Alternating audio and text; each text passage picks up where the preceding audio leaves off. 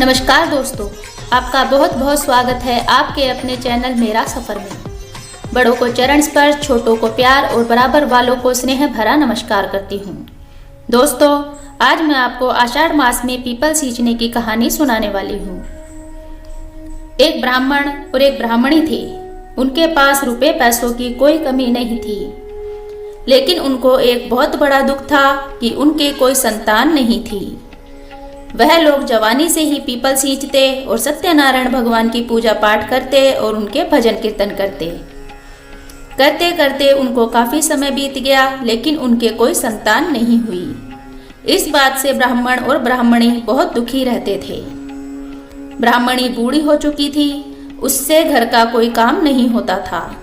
वह हमेशा उदास रहती थी। एक तो उनके कोई संतान ना थी और ऊपर से उसे घर का काम नहीं होता था, और वह पीपल सींचने 4 कोस दूर जाती थी, जिससे वह थक जाती थी। उनके आसपास गांव में भी कहीं पीपल का कोई पेड़ नहीं था जहां पर वह पूजा पाठ करे और जल्दी से अपने घर पहुंच जाए। एक दिन ब्राह्मणी बैठी हुई थी, उदास थी। ब्राह्मण आया तो ब्राह्मणी से पूछा कि भाग्यवान, क्या बात हो गई, तुम उदास क्यों बैठी हो? ब्राह्मणी ने कहा, मैं उदास इसलिए बैठी हूँ कि एक तो हम बूढ़े हो चुके हैं, हमारे कोई संतान नहीं है। दूसरी बात कि अब मुझसे इतनी दूर 4 कोस दूर जाकर पीपल नहीं सींचा जाता, और वापस आकर मैं घर का काम नहीं कर सकती, मैं थक जाती हूँ। आप मेरे लिए एक बहू ले आओ। ब्राह्मण ने कहा, तू बावली हो गई है, बिना बेटा बहू कहाँ से आएगी? तो ब्राह्मणी ने कहा, हमारे पास कितना रुपया पैसा है, इसका हम क्या करेंगे? कोई वंश चलाने वाला भी नहीं है, हम मर जाएंगे, हमारे बाद तुम्हारा वंश खत्म हो जाएगा। तो इतने पैसों का क्या करेंगे?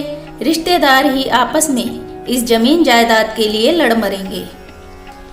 बेटे बहू होते तो वंश चलाने वाला धरती पर होता, हमारा नाम लेने वाला होता। अब हम क्या करें? आप कुछ भी करो, मुझे कुछ नहीं पता। मेरे लिए आप बहू लेकर आओ, जिससे कि मैं आराम से मेरे पूजा पाठ कर सकूं, पीपल सींच सकूं और आराम कर सकूं। अब मेरे आराम करने के दिन हैं, मुझे बुढ़ापा आ गया है, मुझसे घर का कोई काम नहीं होता, और घर का काम करूं तो फिर इतनी दूर मुझसे पीपल सींचने नहीं जाया जाता। ब्राह्मण ने कहा, भाग्यवान, तुम चिंता मत करो, मैं कोई ना कोई तरकीब निकालता हूँ। ब्राह्मण सोच में डूब गया। फिर उसने ब्राह्मणी से कहा, ठीक है, मैं कुछ करता हूँ, मुझे थोड़ा समय दो, और चल दिया। ब्राह्मणी ने कहा, कहाँ जा रहे हो? उस ब्राह्मण ने कहा, कुछ ना कुछ तो करना ही पड़ेगा। ऐसा कहकर वह घर से निकल गया। अब वह गांव गांव भटकने लगा। 1 दिन हो गए, 2 दिन हो गए, 3 दिन हो गए। वह हर गांव में भटकने लगा कि कहीं इसकी इच्छा पूरी हो जाए। एक दिन उसने देखा कि छोटी छोटी लड़कियां गुड्डा और गुड़िया का खेल खेल रही थी। वह उनकी शादी करवा रही थी। फिर गुड़िया की विदाई हुई तो एक लड़की बोली, अब खेल खत्म, यह घर तोड़ दो। एक लड़की कहने लगी कि तुम अपना घर तोड़ो, मैं तो मेरा घर नहीं तोड़ूंगी। मुझे पता है घर कितनी मुश्किल से बनाया जाता है। जब सभी लड़कियों ने अपने अपने घर तोड़ दिए, लेकिन उस लड़की ने अपना घर नहीं तोड़ा।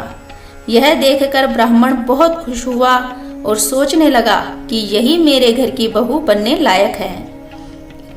इसे घर का महत्व पता है। मुझे यह लड़की बहुत पसंद है और मैं इसे ही अपने घर की बहू बनाऊंगा।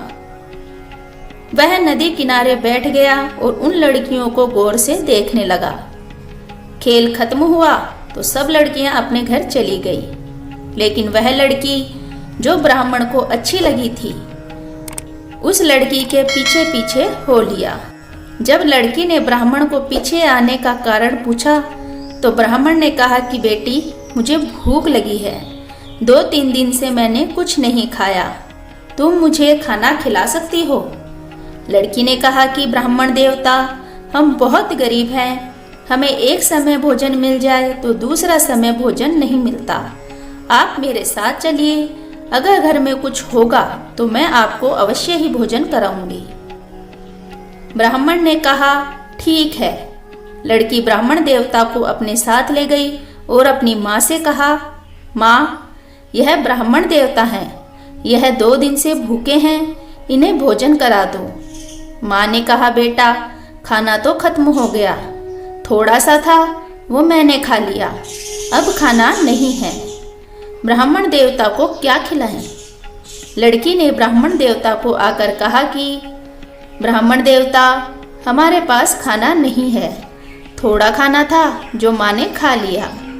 फिर ब्राह्मण देवता बोले, बेटी, तुम चिंता मत करो, मेरे पास यह थोड़े से गेहूं हैं, इनको पीस कर तुम मुझे रोटी बनाकर दे दो। लड़की गेहूं ले गई और अपनी माँ को जाकर दे दिए और कहा, माँ, यह ब्राह्मण देवता ने थोड़े से गेहूं दिए हैं, इनको पीस कर तुम ब्राह्मण देवता को भोजन करा दो।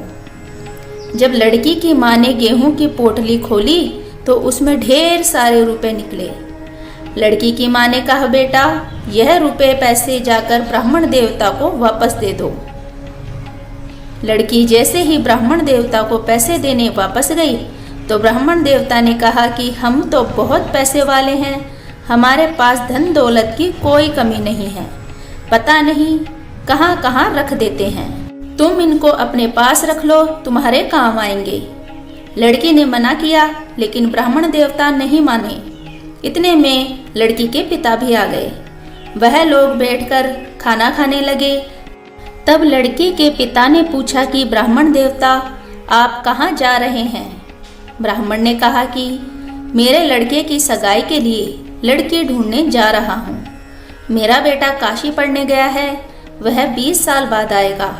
तो लड़की के पिता ने सोचा, इतना बड़ा खानदान है, लड़का काशी पढ़ने गया है, क्यों ना मैं अपनी बेटी की शादी इस ब्राह्मण के घर में कर दूं। लड़की के पिता ने बात छेड़ी तो ब्राह्मण खुश हो गया। वह भी यही चाहता था कि उसे कोई लड़की मिल जाए। बात पक्की हो गई। ब्राह्मण वापस अपने घर आ गया। उसने ब्राह्मणी को बताया कि रिश्ता तो मैं देख आया हूँ, लेकिन बिना लड़के विवाह कैसे होगा। ब्राह्मणी ने कहा, अब क्या किया जाए? तो ब्राह्मण सोचने लगा और उसने एक तरकीब निकाली, क्यों ना लड़की का विवाह कटार के साथ कर दिया जाए। अब तय समय पर सगाई का दिन आ गया तो लड़की वालों ने पूछा कि लड़का कहाँ है। तो ब्राह्मण ने कहा कि लड़का तो अभी काशी से आया ही नहीं और ऐसा मुहूर्त दोबारा नहीं मिलेगा, तो लड़के की कटार के साथ ही सगाई और विवाह दोनों कर देते हैं। लड़की वाले मान गए और ब्राह्मण के लड़के का विवाह हो गया। घर में बहू आ गई। बहू बड़ी ही प्यारी थी। कुछ दिनों में वह सबके साथ घुल मिल गई और सारे घर का काम करती, सास ससुर की खूब सेवा करती। ब्राह्मणी ने भी घर की सारी जिम्मेदारी बहू को सौंप दी और खुद पूजा पाठ करती और भगवान की भक्ति में लग गई और हमेशा की तरह रोज पीपल देवता की पूजा करती और दिया जलाती। ब्राह्मणी ने बहू को 6 कमरों की चाबी दे रखी थी, मगर 7वें कमरे की चाबी नहीं दी। वह उसको अपने पास ही रखती थी। ब्राह्मणी ने बहू को कहा कि बहू, तुम्हारे पास 6 कमरों की चाबी है, तुम्हारा मन करे उस कमरे को खोलना, उसमें जाना, मगर 7वें कमरे के पास मत जाना। बहू असमंजस में पड़ गई कि क्यों, लेकिन उसने उस समय ब्राह्मणी को कुछ नहीं कहा और अपने काम में लग गई। हमेशा की तरह ब्राह्मण और ब्राह्मणी पीपल देवता की पूजा करने के लिए चले गए। बहू रोज एक कमरा खोल कर देखती। किसी ने खूब सारे पैसे रखे थे तो किसी में खूब सारे गहने भरे थे, किसी के अंदर खूब सारे नए नए हर तरह के कपड़े भरे थे। बहू उन्हें पहन पहन कर बहुत खुश होती और सोचती कि मेरे भाग तो बड़े ही ऊंचे हैं, जो मुझे ऐसे घर परिवार में, इतने ऊंचे खानदान में मेरा रिश्ता हुआ। एक समय की बात है, हमेशा की तरह ब्राह्मण और ब्राह्मणी पीपल देवता की पूजा करने के लिए मंदिर गए हुए थे। तभी बहू घर के दरवाजे के पास बैठी हुई थी। तभी एक पड़ोसन आई और बोली कि बहू, तुम यहाँ क्यों बैठी हुई हो? तो बहू ने कहा, माँ जी, सारा काम हो चुका है, मैं यहाँ बैठकर माँ जी और पिताजी का इंतजार कर रही हूँ। वह लोग मंदिर गए हुए हैं। तब पड़ोसन ने कहा कि तुम्हारा पति काशी से आ गया? तो बहू ने कहा, नहीं, वह अभी नहीं आए। तो पड़ोसन ने कहा, कौन सा पति? कैसा पति? तुम्हारा तो कोई पति ही नहीं है। आज तक अपने बेटे को ब्राह्मण और ब्राह्मणी ने ही नहीं देखा, हम लोगों ने नहीं देखा। यह तो झूठी बात है। ब्राह्मणी झूठ बोलती है, उसके कोई बेटा नहीं है। तुम्हें तो ऐसे ही बहू बनाकर अपने घर में ले आए। बहू पड़ोसन की बातों में आ गई और उसने अपना सारा हार श्रृंगार उतार कर फेंक दिया और सफेद कपड़े पहन लिए और घर का सारा सामान इधर उधर फेंक दिया। जब ब्राह्मण और ब्राह्मणी आए तो बहू का यह हाल देखकर चौंक गए कि बहू को ठीक ठाक छोड़कर गए थे, यह सब क्या हो गया। तो ब्राह्मणी ने बहू को प्यार से पूछा, बहू, यह सब क्या है? क्या बात हुई? तुम मुझे बताओ। तब बहू ने कहा, माँ जी, आपका बेटा कहाँ है? उसको किसी ने क्यों नहीं देखा? मैंने सुना है आपने भी अभी तक अपने बेटे को नहीं देखा। आपने मेरे साथ छल किया है। आप मुझे 6 कमरों की चाबी तो दे चुके, 7वें कमरे की चाबी क्यों नहीं देते? मुझे उसका दरवाजा क्यों नहीं खोलने देते? ब्राह्मण और ब्राह्मणी ने सोचा कि बहू को तो बाहर की हवा लग चुकी है, अब तो ईश्वर चाहेगा वही होगा। यह कहकर ब्राह्मणी ने 7वें दरवाजे की चाबी भी बहू को दे दी और विश्राम करने के लिए चले गए। अगले दिन सुबह ब्राह्मण और ब्राह्मणी तो पीपल देवता की पूजा करने के लिए मंदिर चले गए और पीछे से बहू 7वें कमरे के पास गई, उसका दरवाजा खोला और अंदर जाकर देखा तो वह हैरान हो गई कि अंदर एक बहुत बड़ा मंदिर और एक बहुत बड़ा पीपल का पेड़ है। तो बहू ने सोचा कि घर में इतना बड़ा मंदिर है, इतना बड़ा पीपल का पेड़ है, फिर भी माताजी और पिताजी बाहर पूजा करने क्यों जाते हैं। वह वहां पर बैठी रही। थोड़ी देर बाद ही एक सुंदर सा लड़का पीपल के वृक्ष में से निकला। तब बहू ने उस लड़के से पूछा कि तुम कौन हो और यहाँ क्या कर रहे हो? तब लड़के ने कहा कि मैं तुम्हारा पति हूँ। तो बहू ने कहा कि आप तो काशी पढ़ने गए थे। तब लड़के ने कहा कि मैं वापस आ गया हूँ और ये बात माँ को मत बताना, माँ को नहीं पता कि मैं इस कमरे में हूँ।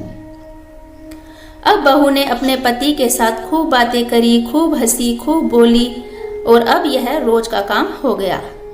ब्राह्मण और ब्राह्मणी तो मंदिर चले जाते और बहू रोज सारे घर का काम खत्म करके 7वें कमरे में चली जाती और उस लड़के से बहुत बातें करती, खूब हंसती, खेलती, खूब हार श्रृंगार करती। अब बहू को गर्भ ठहर गया तो ब्राह्मण और ब्राह्मणी आश्चर्यचकित हो गए कि यह सब कैसे हुआ। ब्राह्मण ने ब्राह्मणी को धमकाते हुए कहा कि हमारा तो कोई बेटा नहीं है, बहू गर्भवती कैसे हो गई? मैं तो किसी को समाज में मुंह दिखाने लायक नहीं रहा, दुनिया मुझ पर थू थू करेगी। तब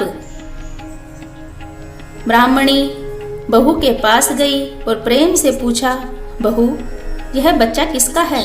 तुम गर्भवती कैसे हो गई? तो बहू ने कहा, माँ जी, यह बच्चा आपके बेटे का ही है। वह ऊपर 7वें कमरे में रहते हैं, वहाँ पर एक बहुत बड़ा मंदिर और पीपल का वृक्ष है। आप इतनी दूर पूजा पाठ करने क्यों जाते हो, जब घर में ही मंदिर और पीपल का पेड़ है? तो उस समय तो ब्राह्मणी ने बहू को कुछ नहीं कहा। थोड़े दिन बाद ब्राह्मणी ने बहू को कहा, बहू, तुम अपने पति से कहना कि मैं तुम्हारी गोद भराई का कार्यक्रम रखूंगी। जब तुम्हारी गोद भराई हो तो वह तुम्हारे पास आकर बैठ जाए। बहू ने कहा, ठीक है माँ जी। ब्राह्मणी ने बहू के 7वें महीने में गोद भराई का कार्यक्रम रखा। सभी रिश्तेदारों को बुलाया, सभी समाज के लोग आए। अब गोद भराई का कार्यक्रम शुरू हुआ। तभी 7वें कमरे में से एक बहुत ही सुंदर लड़का 17-18 साल का बहू के पास आकर बैठ गया। तो सभी रिश्तेदार देखकर हैरान हो गए कि इतना सुंदर बालक कहाँ से आया। तभी ब्राह्मणी अपने बेटे को किसी को नहीं दिखाती थी ताकि नजर ना लग जाए, इसलिए अपने बेटे को छुपा के रखा था। अब गोद भराई का कार्यक्रम खत्म हुआ तो लड़का वापस जाने लगा। तो बहू ने और ब्राह्मणी ने लड़के को नहीं जाने दिया और उसका हाथ पकड़ लिया और पूछा कि तुम कहाँ जा रहे हो। तब पीपल के वृक्ष में से माता लक्ष्मी और सत्यनारायण भगवान प्रकट हुए और कहने लगे, ब्राह्मण ब्राह्मणी, तुमने सदा मेरी पूजा पाठ की, हमेशा पीपल के वृक्ष के नीचे दिया जलाया और सच्चे मन से मेरी आराधना की है। यह लड़का उसी का फल है। आज से यह तुम्हारा पुत्र है। यह सुनकर ब्राह्मण और ब्राह्मणी की आंखों में आंसू आ गए और उन्होंने भगवान सत्यनारायण को शत शत प्रणाम किया। हे पीपल देवता, हे सत्यनारायण भगवान, जैसे आपने ब्राह्मण और ब्राह्मणी की मनोकामना पूरी की वैसे सबकी करना। कहानी कहने वाले, सुनने वाले, हुकार भरने वाले सबकी इच्छा पूरी करना। कहानी अधूरी हो तो पूरी करना, पूरी हो तो पार लगाना। जय हो पीपल देवता। सो फ्रेंड्स, आपको हमारी कहानी कैसी लगी प्लीज़ कमेंट्स बॉक्स में जाकर अपनी राय अवश्य दीजिए। चैनल पर नए हैं तो प्लीज़ चैनल को सब्सक्राइब कीजिए, बेल आइकन को प्रेस कीजिए, जिससे आपको हमारी आने वाली वीडियो की नोटिफिकेशन सबसे पहले मिल सके। ऐसी ही कथा कहानियाँ सुनने के लिए चैनल के साथ बने रहिए। मिलते हैं नेक्स्ट वीडियो में, तब तक विदा दीजिए।